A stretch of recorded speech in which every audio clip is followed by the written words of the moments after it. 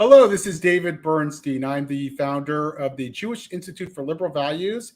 And this is a special live stream where we're going to be looking at some of the funding sources for American universities, the new disturbing report that came out of both NCRI, the National Contagion Research Institute, and ISCAP, the Institute for the Study of Global Anti-Semitism and Policy, which really traced the funding. And I'm delighted to have today two of the people who have been intimately involved with the research on this issue.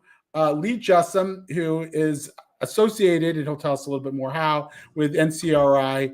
And also he is a professor of psychology at Rutgers and is a social psychologist who's done a lot of research around these areas. I don't know, Lee, did we get your mic to work? I don't know. Can you hear me now? We do. Okay. We do hear you. We're good.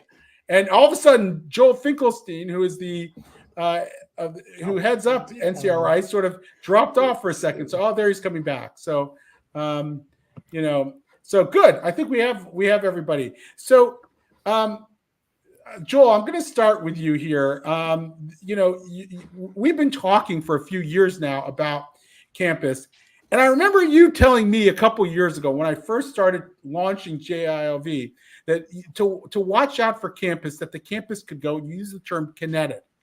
A few weeks later, I sat with the CEO of FIRE, the free speech advocacy organization, Greg Lukianoff, yes. Yep. And we were having lunch, and I said, "So, what's on your mind?" He said, "I just sat with and talked to Joel Finkelstein at NCRI, and he's telling me the campus is going to go kinetic." And so it didn't happen that year. So I said, Joel's maybe exaggerating a little bit. But wow, were you right? We are living out that reality. It took maybe a spark, but you obviously saw something in the data that indicated this was going to happen.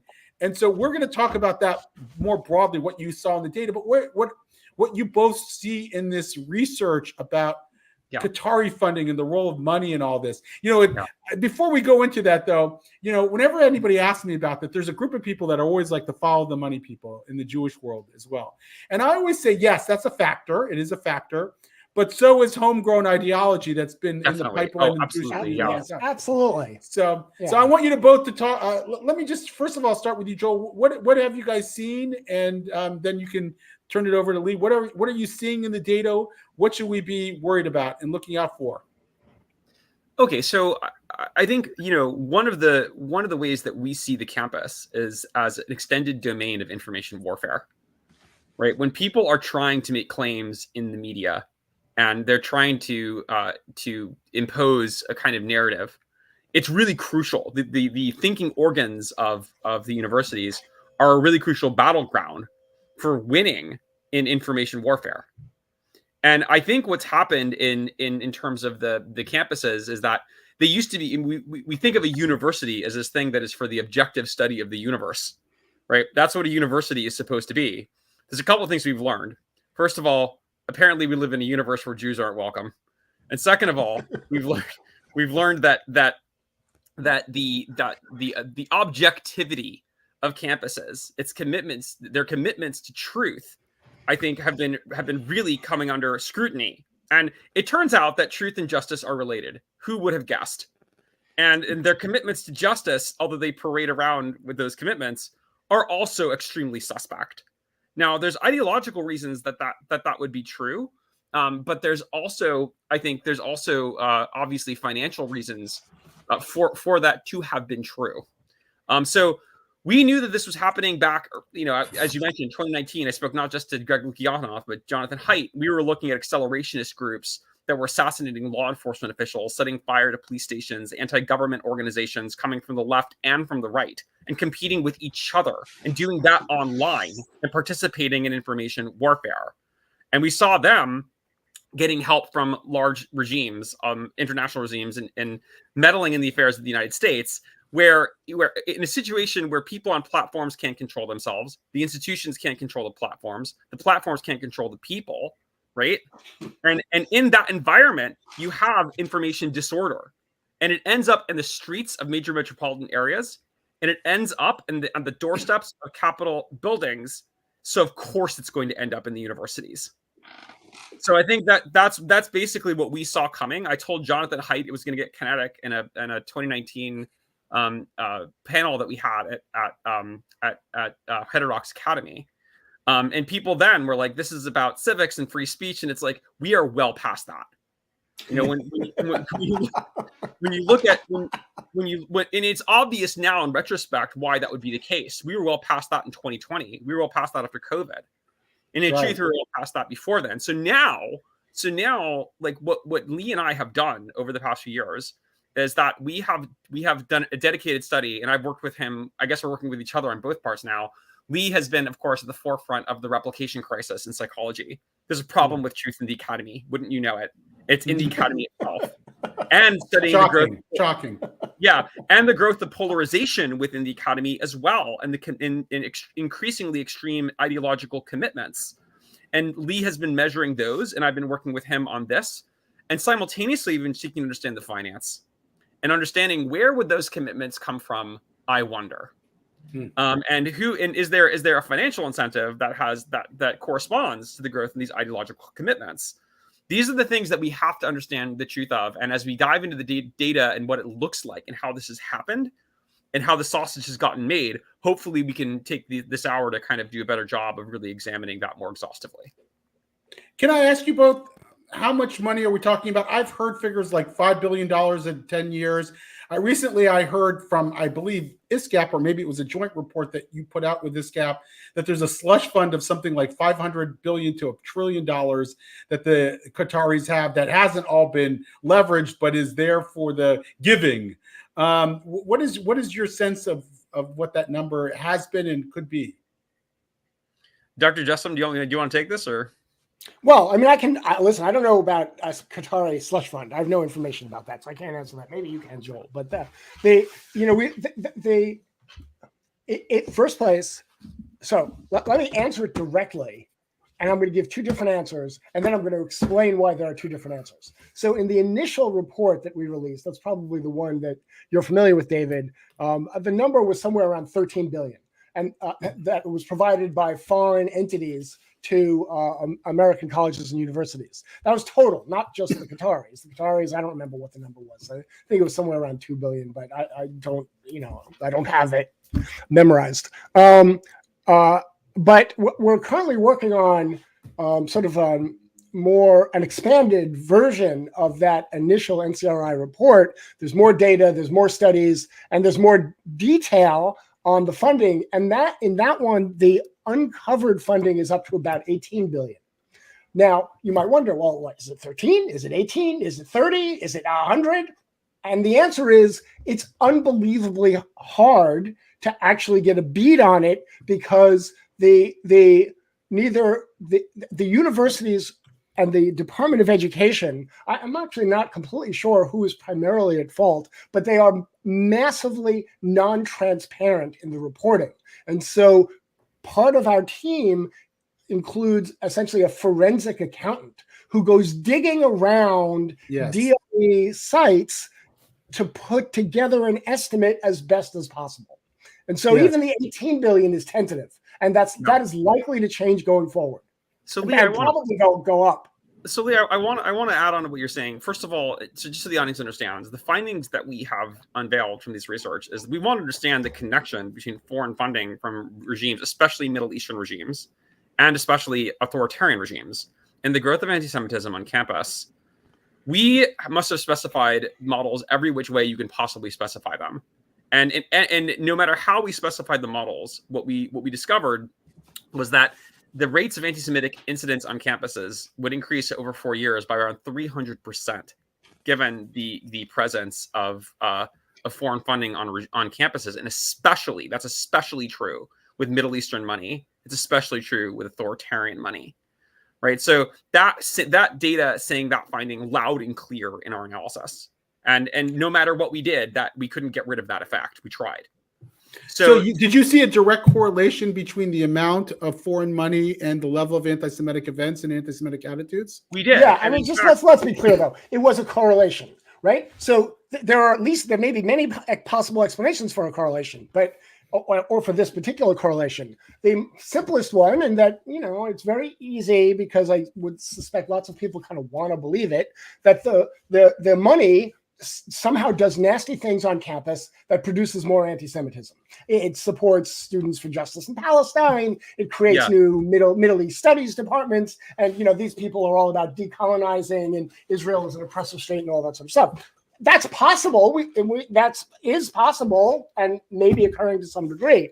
But it's also the complete opposite direction is also possible, that campuses that are already high in anti-Semitism and anti-Semitic type ideologies are more appealing places for regimes like Qatar or Bahrain, or Egypt to put their money. And so it's actually reversed. Now, probably to the extent that the money facilitates what they do on those campuses, the whole thing could be involved in a cycle or a feedback loop. But that is all speculative. We were unable to, and the purpose of this paper was to establish whether or not there was a relationship between these, not to test like alternative models of the underlying cause. A couple things to note about that. First, I think, is that we did show directionality, at least in one direction. Yes. Doesn't mean it's not, but we showed that the money the year before precedes this activity in the year that follows, right? So we do know that's true. It may be true the other way around, and we need to sort of do more testing to figure that out. But we know that it's true at least in one direction. Now, again, you could have one thing that causes both of those. So that's not evidence that this is causation, which means there's a directionality or lag in the correlation itself. Now, I'd say one more thing, which is that in terms of how dark money in the literature is considered, in terms of how influence is established, it is a remarkably flexible set of roads that this money has towards impact. Sometimes just being there is sufficient. If you have money from a regime that is paying people salaries in administration at all across the board, emails change, tones change, what is acceptable and what is not acceptable changes, with no need for anyone to be explicit about any of that.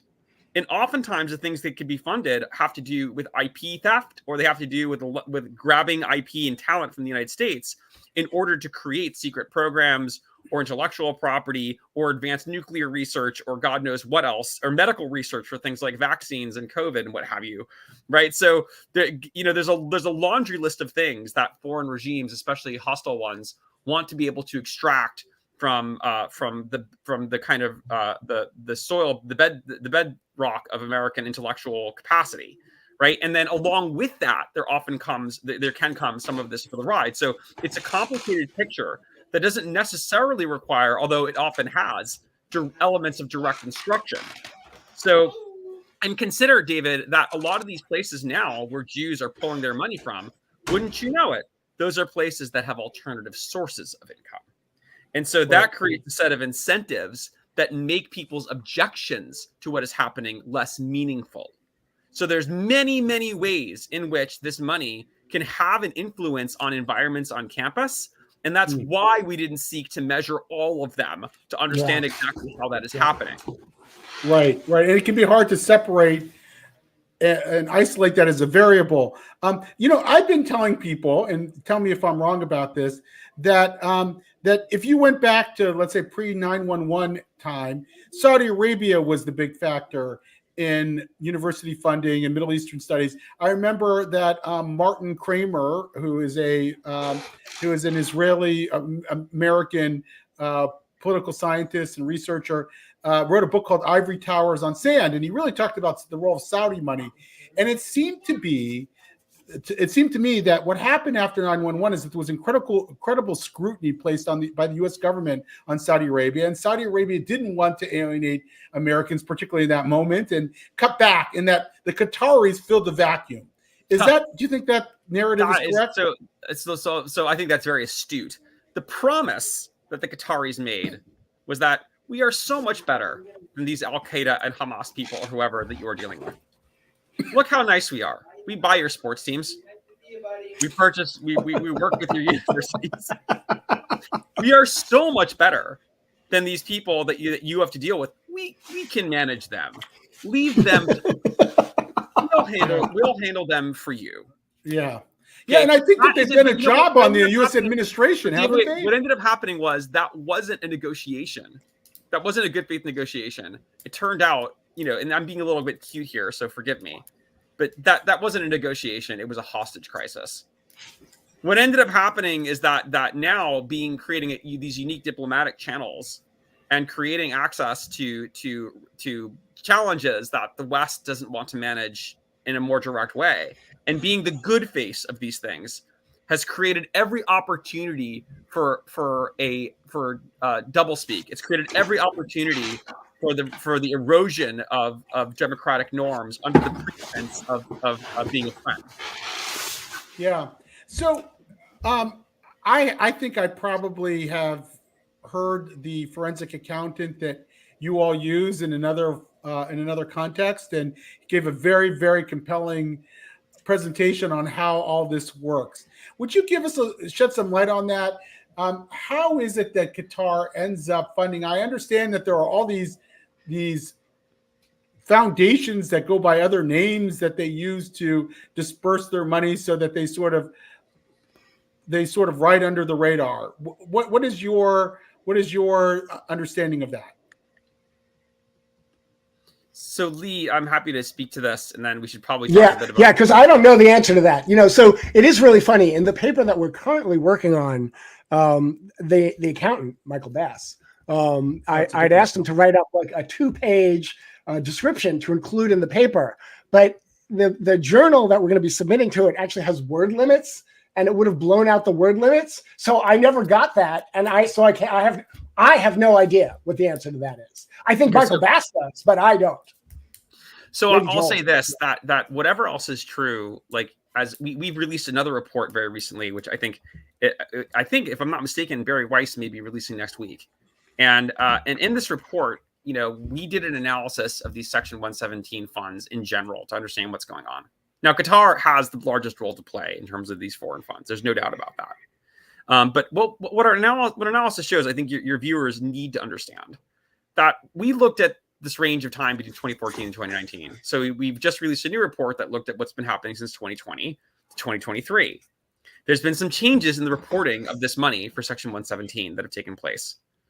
And remember, the Department of Justice asked for an investigation in the Department of Education to better understand how these books are being kept and what information might or might not be missing. In response to that, the Department of Education created a portal so that anybody could go and download this information and gain greater transparency and insights. And the universities could go online and find a very fast way to do this. So we wanted to understand what had happened since September 2020 when this portal was launched. The report that we developed, we called it the Anti-Transparency Portal. Here's what we've learned, is that since 2020, there's been about $22 billion that has entered into the American education system from foreign sources. That's a 55% increase from 2012 to 2019, right? The rate of donations, it's a 55% increase with the Biden administration now, okay? So that is rapid. That's unbelievable. And that's been increases from China, increases from Qatar, increases from all kinds of places. As that's happened, they've removed the ability of the public to understand how this money is being spent. There is no information on where this money is coming from other than a nation. We have no idea, for the most part, who's funding what. Okay, the records that used to be there, many of them that had some of that information were mysteriously deleted without explanation. Over 60,000 records. That's more? That's shocking. No. We're not. No. We are not actually at the shocking part yet. We're not. There's no information about where the money's going to in terms of the institutions. And what we discovered was that there was a $2.2 billion discrepancy for Qatari money disappearing from Harvard, Northwestern, and Georgetown University. Without explanation, $2.2 billion just disappearing. Okay, how does this happen? How does that happen? Now listen, this could be an innocent mistake. I'm just a scientist looking at numbers. But wait, this isn't the shocking part either. So what we found was that it's not just that this is like nobody can easily get the information that Ed has. The public has a very difficult time FOIA requesting that information. It's deeply buried in bureaucratic mechanisms. And the thing is, that would all be fine. But there's one layer that in my opinion is the worst of all. After our report came out, and the second report came out that I'm describing, we were contacted by a former deputy undersecretary from the Department of Education. This individual shared a lot of information with us. And what we learned from this individual is that, to his knowledge, as of now, Ed does not have an information sharing agreement with other departments and other federal agencies. Now, I want you to think about what this means. What that means is that it's not just that we can't see a database of what's what anytime we want to, where it's going, who's funding it, and we have no idea when the money's even arrived. All we have are contract dates without any indication that that money was actually put in. So it turns out the other agencies, those that are responsible for investigating foreign involvement, don't have access to that either. They need to request it. Now, they can request that data, but here's the problem, David. If I can't see it, if it's out of sight, it's out of mind.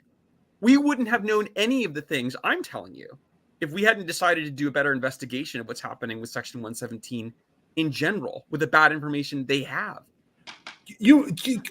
Just give us a quick primer on Section 117. What exactly is it? So this was federal regulations that were passed years ago that created reporting standards for universities.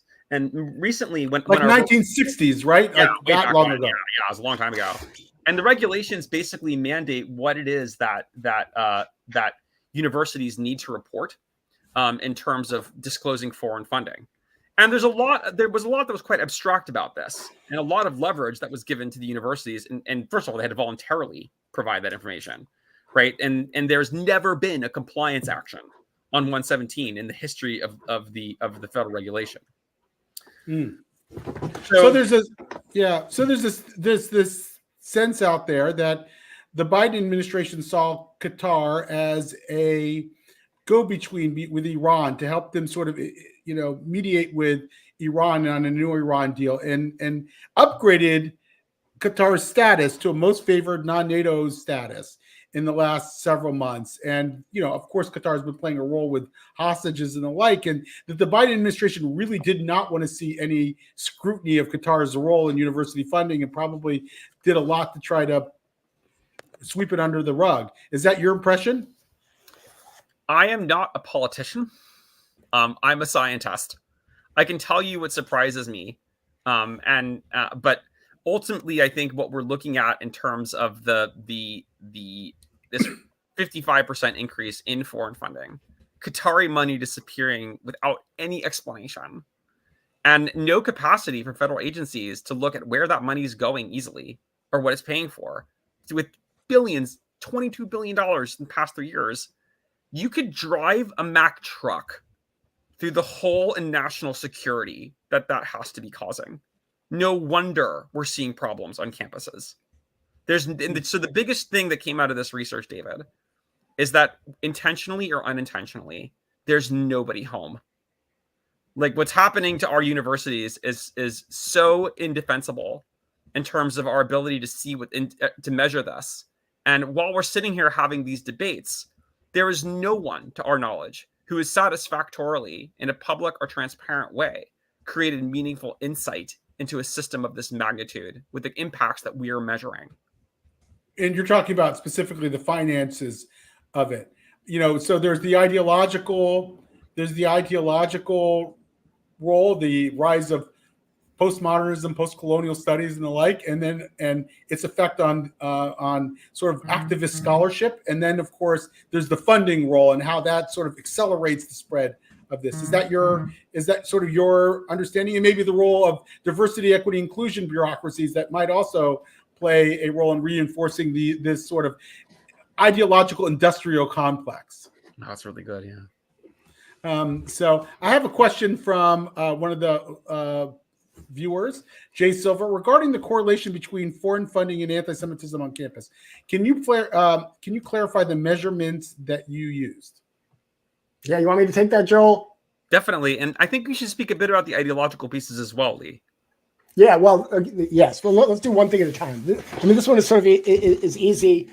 We had really 5 different measures of anti-Semitism. So the FBI reports anti-Semitic. They report hate crimes against all sorts of groups, but one group, they report hate crimes against Jews.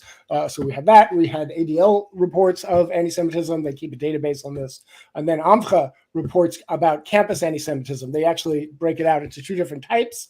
There are things they call incidents.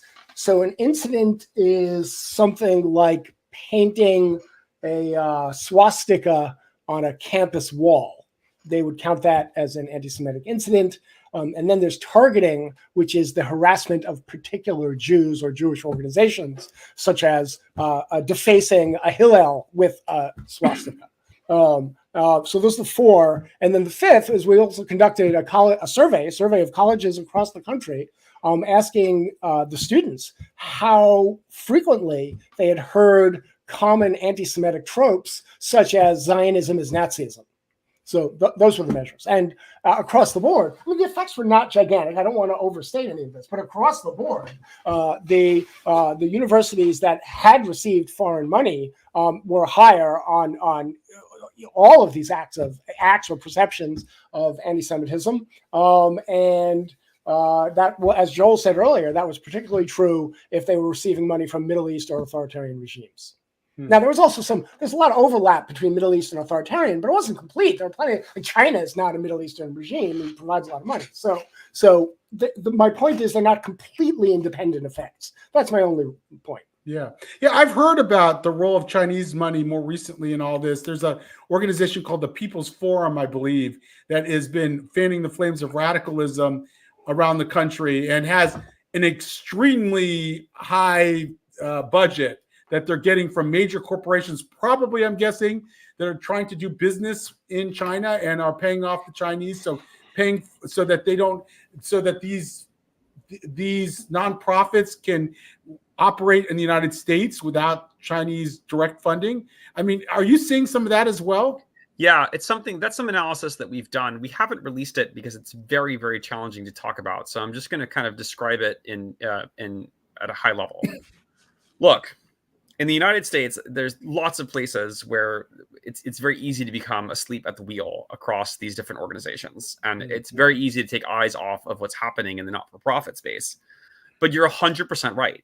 The 501c3 system is a loophole for the Deterrent Act, the acts in Congress that are seeking to reform Section 117 in university funding. It's a huge loophole because you can have nations that have affiliate American citizens or dual national citizens that can start legally and run 501c3s with lucrative assets in this country that can then provide funding, right here in America. And they're tools of essentially fellow travelers and useful instruments for foreign regimes, right? That can legally essentially create all kinds of impacts and influence on campus by doing the right paperwork, right? So that is, of course, that's really egregious and very challenging to manage because you could have the most egregious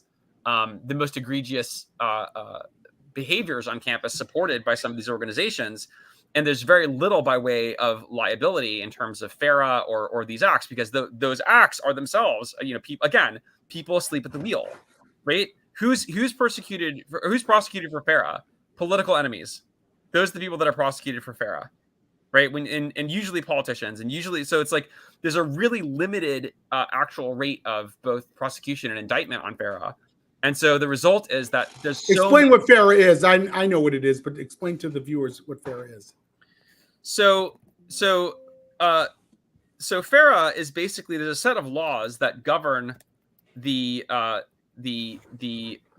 the Foreign Agents Registration Act, right? Which is that if you are working at the behest of a regime, a foreign regime, not in the Five Eyes, not Canada, not Australia, but if you're working at the behest of a foreign regime, it's crucial that you disclose that, right? Especially if you're doing public-facing work, that you're receiving money from Qatar or you're receiving money from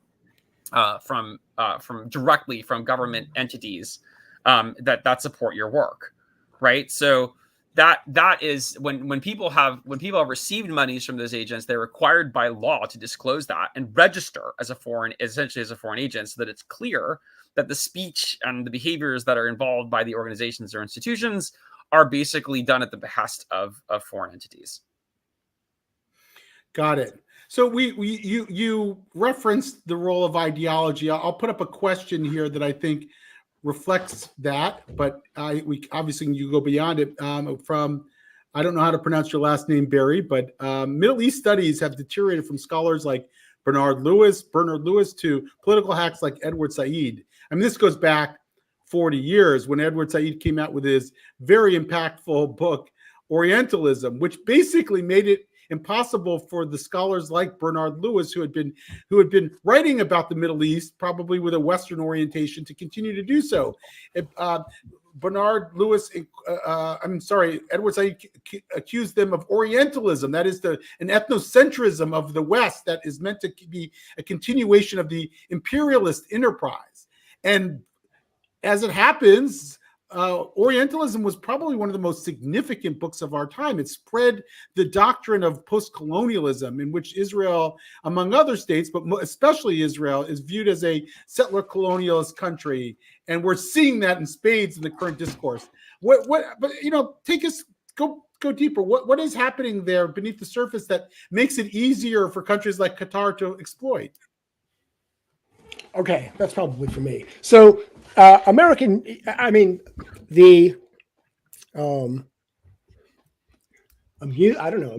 embarrassing, disgraceful testimony of the three elite university presidents before Congress, Harvard, MIT, and Penn, which has gone semi-viral.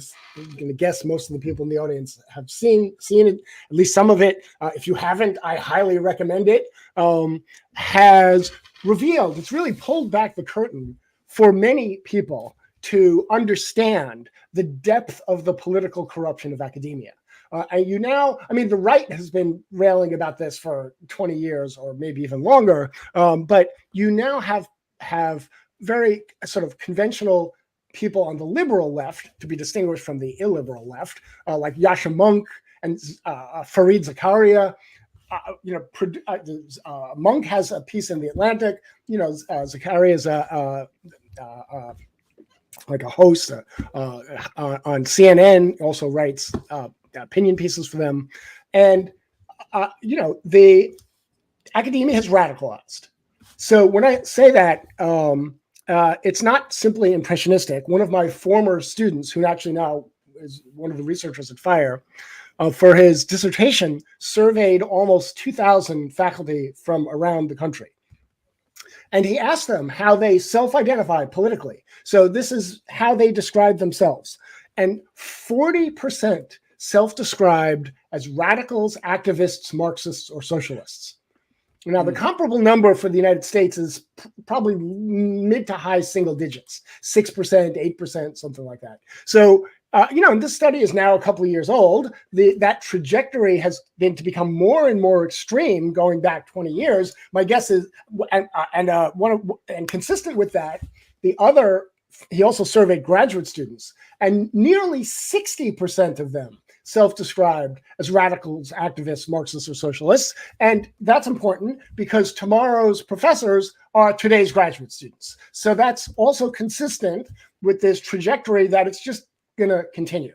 So when people say, these numbers are so extreme, they would probably be shocking to Fox News. That if you heard it on Fox News, you might be tempted to dismiss the numbers as the ravings of a partisan hack or a conspiracy theory lunatic. But these are the numbers. It's like he did the survey. This is how they describe themselves. And part and parcel of these extreme left ideologies, exactly as you were alluding to, David, earlier, is it's decolonial this, and there's a great Substack by Andrew Sullivan, who is sort of on the moderate right, so I'm just going to read this because this captures the one of the core features of this ideology. The critics who keep pointing out double standards when it comes to the inflammatory speech of pro-Palestinian students, that's permissible, but then Jews get sanctioned for saying things like sex is binary. The critics who keep pointing out double standards when it comes to the inflammatory speech of pro-Palestinian students miss the point. These are not double standards. There is a single standard. It is fine to malign, abuse, and denigrate quote oppressors, unquote, Yeah. and forbidden to do so against the oppressed. Yeah. I mean, I could continue, but that absolutely is a core psychological, sort of political, psychological component of these far left ideologies. And of course, Israel is the oppressor. And so this is why, on college campuses, people are justifying using any means necessary. Hamas did what it had to do. These are legitimate targets. This is all consistent with that nugget by Andrew Sullivan. And there's one other thing. There's another study I want to just refer you to. I think it's from by Eric Kaufman of the Center for the Study of Partisanship and Ideology. Did a very, very sweeping study of university attitudes and professors, and found that professors were overwhelmingly not just progressives, but they were intolerant of alternative points of view. This has been borne out by multiple surveys over many years. Right. Yeah, absolutely. Yes. Yeah. I think just to kind of scale out a little bit, I think part of the challenge is that historically, when hierarchical aggression from Nazis and fascists became fashionable during World War II, there was I think the world built a consensus in Nuremberg around the problems with hierarchical aggression, and essentially that was often coupled to anti-Semitism. And what they said was that this oppression that is developed from being kind of oppression from a place of hierarchical power, endorsing that full-throatedly in order to create, in order to have like a national and ethnic empire. That's no good. That's really bad. And we really that wasn't clear. I mean, you can look at the United States and being Nazi was kind of hip. You could have a cup of tea with a Nazi, and people, until the war really got started, wouldn't really look twice at you. They'd be like, well, yeah, I mean, he's the Nazi, but that's fine. I mean, people, maybe that's a thing. Who knows, right? So Nuremberg sort of set that on its ends. But I think in the New World Order was really based on this idea that we could kind of like outlaw or push that out of acceptable norms. The problem, I think, has been that we didn't really reach the same conclusion about anti-hierarchical aggression. This is the tyranny of the oppressed, and we haven't had the same kind of climactic, cathartic decision that this is really bad. And the result is that I can have tea now with a Nazi, and everybody will look at me, and they shouldn't talk to me the next day if I'm doing that, unless I'm the ACLU, in which I guess But if I have tea with somebody who's wearing the hammer and sickle, well, that's just my professor. Nothing to see there. So I really think there's a way in which our intuitions about anti-hierarchical aggression need to be better informed, especially by data. And the data that's coming out now that's studying anti-hierarchical aggression suggests that anti-hierarchical aggression, which is anti conventionality, which is against the concentration of power in the government, which is against ethnic identity, which is ethnic nationalism, which is against the imposition of norms, and like that is more tightly coupled in modern research to anti-Semitism than even hierarchical aggression in some cases. So I think we need to understand, like, there needs to be a kind of reset on our intuition buttons about what's disgusting. Right? We need to develop an allergic reaction. That's right. I'm going to try to share a thing from my screen real quickly. I'm not sure it'll work, and I'll probably get in trouble here with Dan. Well, I'm not. Let's see. Window. Yeah, here it is. Share. You're going to see this for a second. I'll go back to it. But this is a slide that I've been using, and I want to get your take on it.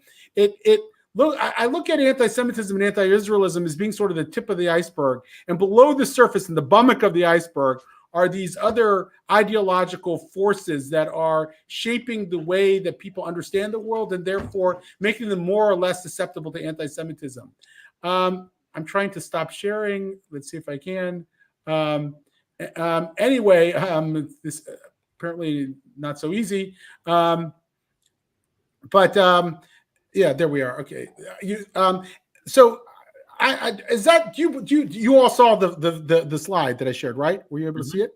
Okay. So is that your understanding as well? Are we fighting anti-Semitism at the only above the waterline. Is that the problem as well? When we talk about it, we're talking about just what's on the tip of the iceberg, but there are these larger ideological forces that you could include in with Qatari money in the mix. How do you look at that? How do you see that? So, okay, I mean, I'm a professor, so I tend to look at things with rare exceptions in a kind of nuanced, complex way most of the time. So there's some truth to that. I think they are built on anti-Semitism. Left-wing anti-Semitism is built on an extreme form of the ideological views you had in your iceberg. But not all forms of that are extreme. I think there are plenty of decent people who would describe themselves as concerned about social justice, but they're not about depriving anybody else of rights. They're not anti-free speech. They will protect the rights of the people who they oppose, even though they oppose them. So you need to be careful. One needs to be careful. It's not all of social justice. There is an extreme form where I think that's true for. That's one nuance.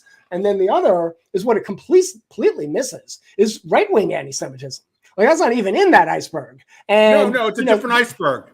Yeah. Maybe, Well, okay. I just want to put a place marker is that there is still plenty of right-wing anti-Semitism, and just from hanging around on Twitter, one of the common manifestations now is that Jews hate white people. Yes. It's like I'm not quite. I could probably concoct a story as to where that comes from, but it is a very I mean, I don't know how common. I don't know what proportion of the American population. I haven't studied this yet, but it is just very easy to find people tweeting about how much Jews hate white people. Thousands of them sometimes in a single thread. I wrote a book on woke anti-Semitism, and I posted about the book on several anti-CRT websites and Facebook and the like, seeing if I could drum up some interest. That's what you do when you write a book. And in every single case, somebody said, you Jews created wokeness in the first place, so shut up. And then sometimes it was like a lot of them. And so I'm painfully aware of the anti-Semitism that exists on the right. And you do see a lot of it on Twitter, and you see it in the comments section on op-eds and the like. And sometimes it's shocking. And so I sometimes tell my friends who are critics of the ideology on the left and say, well, it's really the big problems on the left. Don't ignore on the right either. So there is a right iceberg, and I don't. By the way, the other thing I agree with is that not all of the ideology is equal. That there is sort of the decolonial camp, which is the most radical leftists who want to tear down the whole system, and there's a sort of more of a moderate woke camp that still uses some of the same terminology and still creates a hierarchy of privilege, but doesn't try to doesn't want to tear down the system. It sort of wants to integrate this power paradigm into our politics and our society. I don't know. Do you agree with that we should distinguish those two camps, perhaps overlapping? Yeah, I mean, listen, for the purpose of this discussion, absolutely. I mean, if somebody says that, it really behooves universities to engage in more energetic outreach to people and potential students from historically disadvantaged or marginalized groups, I probably could get on board with that. Sure, and now that does mean putting more resources there than in other places. So, you could oppose that on some grounds, but I'm pretty sure I would support that. So, and then there are people who might be further left of that, and I would still not say they're insane or dogmatic or evil people. So so I am agreeing. Okay, so let's go back. I want to go back to the money. I mean, you guys have a lot of insights. It's a 53-page report.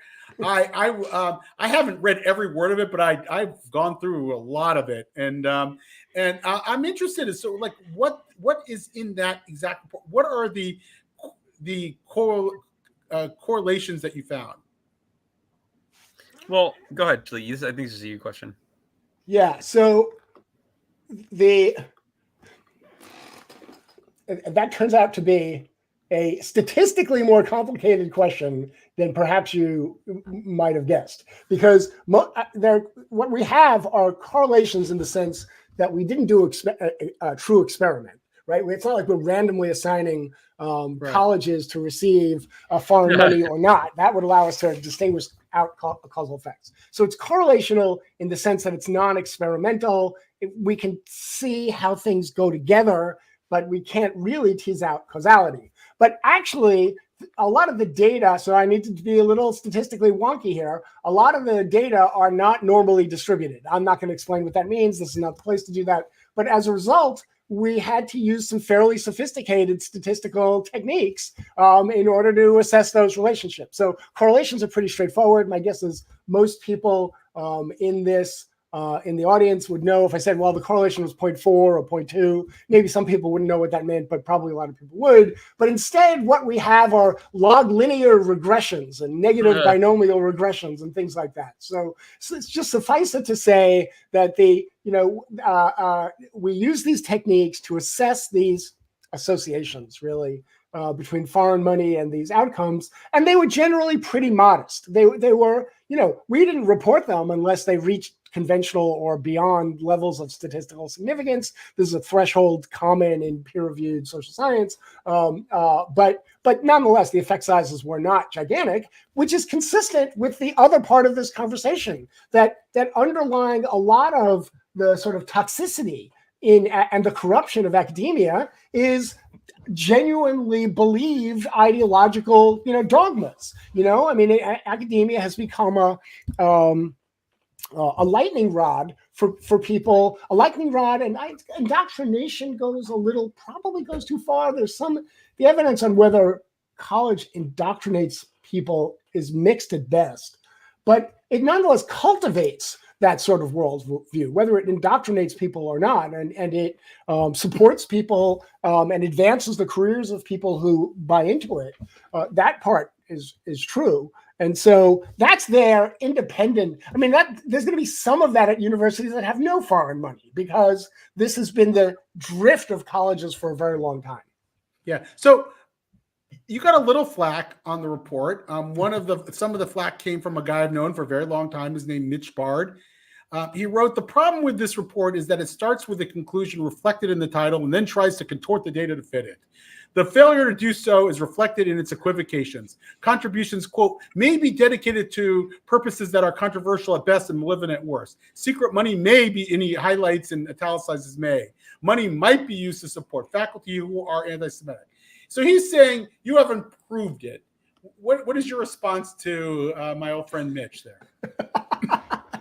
Well, so to the extent that what he's saying is we didn't fully map the process by which the money is provided and then it ends up as anti-Semitism or as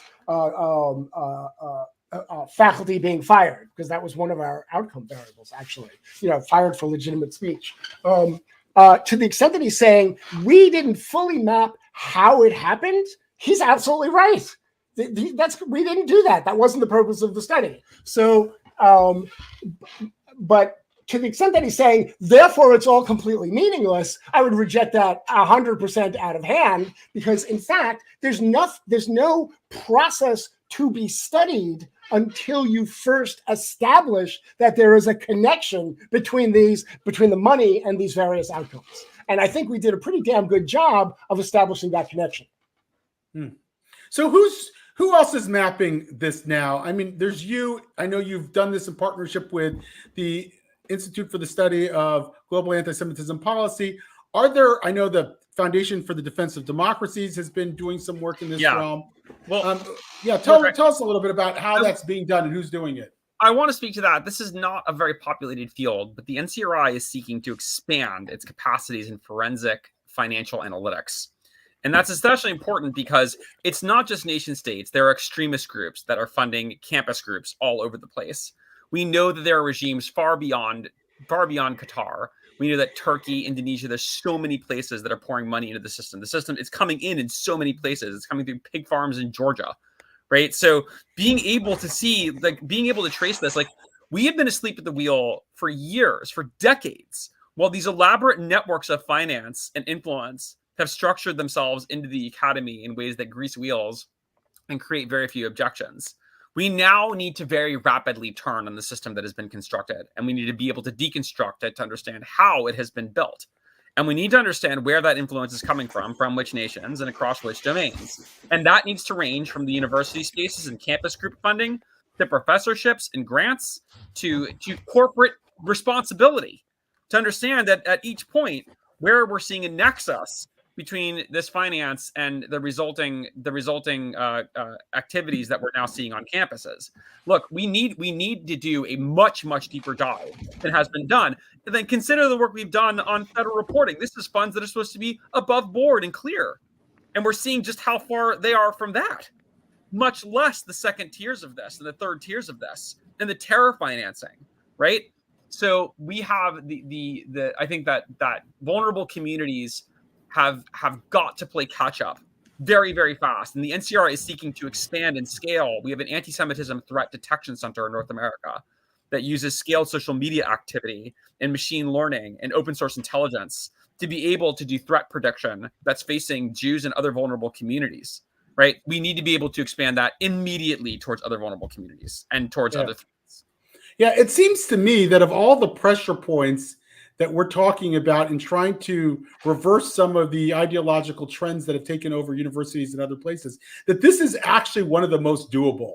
That it is thinking about trying to get universities to cut back on DEI or on their ethnic studies departments makes my head spin. But when I hear about and we have to fight it, make no mistake. But it seems to me that this is actually doable. That the Saudis pulled back some after 9/11, and that the Qataris are probably very guarded about their relationship with the United States, and they don't want to lose that most favored nation status with, and so that they're going to be vulnerable. I have heard offline from some people that the Qataris are very nervous about the reports coming out from you and others, and that they're very interested in and trying to be in dialogue or whatever, and to try to curtail these reports. So it seems to me that we're onto something here. You're onto something here. What do you think? Well, I want to say two things. First of all, Lee and I now work together at the Network Contagion Lab, which we're leading, and this is at Rutgers University. And that this is seeking to create a crowbar on the problems that have been locked up behind issues of transparency, both within finance and the ideologies of the academy. Lee is currently leading work on understanding how DEI primes intolerant behaviors psychologically. That's a mechanism, David. We've been missing that, right? Experimentally, is DEI acting to induce hostilities, I wonder? Because if it is, that sure sounds like a class action lawsuit. Well, yeah, but how would you determine if that's the case? What are the research methodologies? I'll leave that to Lee to describe. That's work that's in progress now. But there are ways to do this where you can experimentally give people statements from DEI folks to see how it changes their. Allow me. This is you go, Lee. This study is in progress, so we don't have results yet. But it was actually really easy. We do have some results for some groups, Lee. That's not entirely true. That's not. We do have some for this project, for the DEI project. Yeah, because remember we've been studying Hindus and for all these. Well, with the Hindus, yeah, but the Hindus is a little different, right, than the straight up the DEI project. So, first place, you want to get at causal effects. You have to run an experiment. To have an experiment, you need at least two groups. You need a group that has something that you're interested in finding out about, and a control group. That's the minimum you need for it. And that's pretty much what we have. So in one version, basically they read DEI type manipulation based on quotes from Ibram Kendi and Robin DiAngelo. So this is how to be an anti-racist and white fragility. And they're just rich treasure troves of just this toxic, hostile, denunciations of white people and all this sort of stuff. Okay. So it was just easy to build one based on that. We actually refer to that as the crazy DEI condition, right? Because you can do DEI without going full Kendi and DiAngelo. But in this first study, we're going full Kendi and DiAngelo. And then we have some control condition where they don't read about it. They read about growing corn in Iowa or something like that. And so the question is going to be then, when you ask people about their attitudes towards Jews, their attitudes towards white people, that you assess how their scores on a measure of left-wing authoritarianism, do those change as a function of being exposed to the Kendi D'Angelo type rhetoric versus reading about corn in Iowa? Yeah, that's how your question is, how do we study it? That's how we're studying. That's how we study it. We study through the tool of social psychology, and we also study it through online activity. If we're seeing that these terms are eliciting or developing greater hostility in natural language, then we can also understand how that's spreading online as a contagion, not just within the ideology of a university. So we need to unveil these mechanisms, and we need to do so incisively. That's true for the ideology, but it's also true for the money. And I think that what we're doing now is we're seeking to expand and scale our efforts and gain support so that we can actually act as a wedge in these problems and bring them to light across all of these domains and show how they're interacting with each other, right? We don't have a lot of time because this is not the kind of problem that stops. It's the kind of problem that is stopped. Right. And unless we adapt that position and go directly towards this on our terms, I guarantee you it is going to be coming for us on its terms. I guarantee you that's true. I think it already probably has. I hear from a lot of people asking me about specific universities. The other day, I shared with a financial donor to JILV the picture of the projection at the George Washington University of something of our martyrs, glory to our martyrs, and he's very interested and he's a very smart guy in Qatari funding, and he went through their records and found no evidence at George Washington University of Qatari money. So he said maybe that's not the factor driving this. Here's another question from AJ Gaming: have you looked at the funding of CUNY, which has been one of those hotbeds recently? It has been described as the most anti-Semitic university in the country. Do we have evidence on specific places? I know you have some in your report. How deep does that go? Wait, Lee, take this while I look up our report really quickly. Yeah. So we do have the funding numbers for 100 or more colleges and universities around the country, but I haven't committed them to memory. I know Cornell is huge. I think Cornell might have been the single biggest recipient. Texas A&M, which they're doing nuclear research with. This is the thing, though. So even let's say CUNY has no money, or such a small amount that it hardly even registers, because that may be true. I have no idea. It's still. I haven't looked at a ranking of colleges and universities by how anti-Semitic they are, but let's take for granted that AJ Gaming's statement is true. CUNY's the worst, or one of the worst in the country. I am sure that places can get that way without a shred of foreign money because of the underlying ideology. That the bigger problem is the ideology.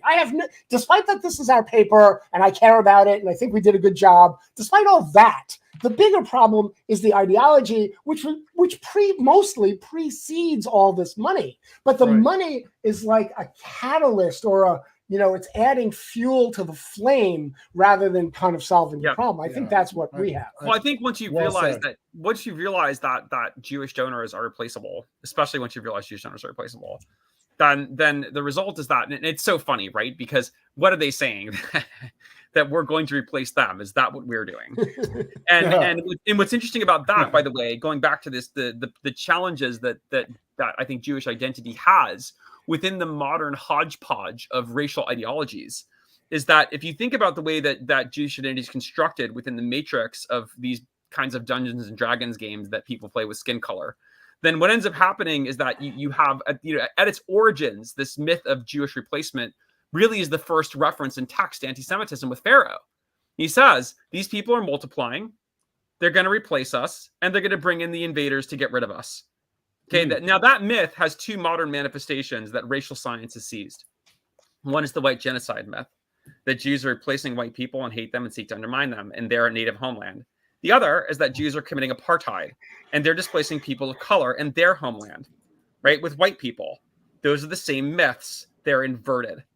At the basis of them is fundamental Jewish illegitimacy, for an illegitimacy of residence and displacement.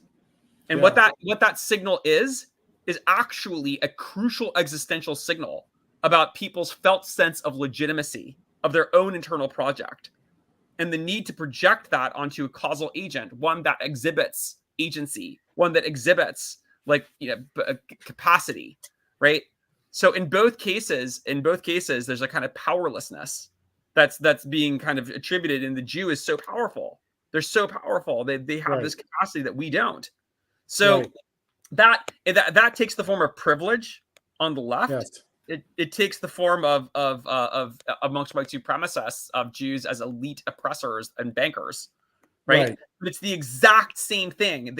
And I've seen them used in the same form where one was legitimized and the other wasn't. And the other is delegitimized, yeah. Right. And that, by the way, we see in our data. It's a process we present this to Knesset on one of the largest studies done on the subject called the polarization pendulum.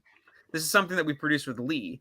What it shows is that these two things usually don't go hand in hand together, the right versus the left. They actually take turns. Right. And the way they take turns is that, depending on who's in power, depending on whether the left or the right is in power, it's usually a signal to be able to play with the anti-Semitism on that side. Because if you're in power, you need a more powerful enemy.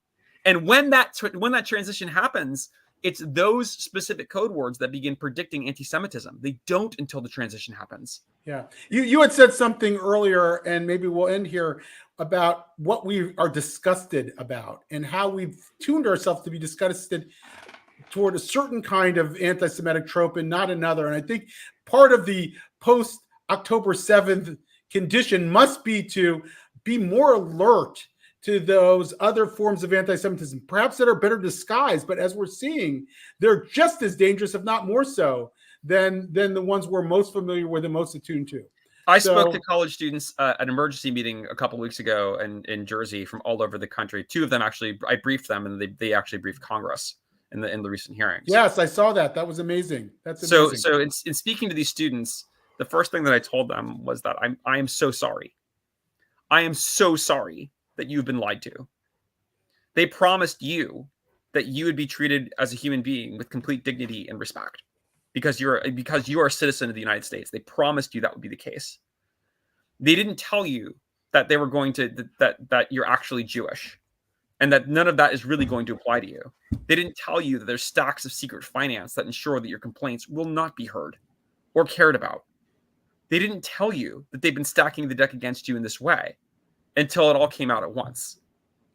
And so now I think we need to be aware that what we're facing is not left, it's not right. Okay, it takes on those forms. It looks like it's associated with a hostility that people have towards the other side. And the promise is that, this is the right side and that's the wrong one. When the radicalization enters into a place like this, it's all the wrong side. And it turns out that right between both sides is the Jew. And I think we need to be serious now about who it is, whoever we think we've been, whoever it is Jews think they've been. I think it's crucial that they tune their allergies in correctly. Wherever we see extremism on either side, we need to understand exactly what it means. And the people who really care about democracy had better see that too. Yeah. And we are best aligned with that. Yeah, Joel, I have to say, I may plagiarize this whole stealing the allergy thing and tuning our allergy thing. I think it's a new way of talking about it. Well, listen, gentlemen, thank you for the work that you do. Thank you for the research that you provide and helping us understand the reality that we're up against. We would not be nearly as knowledgeable if it's not for the research that you continue to do. And we'd love to remain in dialogue with you so that we have the benefit of it and our listeners have the benefit of it. So thank you very much. Shabbat Shalom to both of you. Thank you so much, David. Yeah, and be well, everybody. Sure.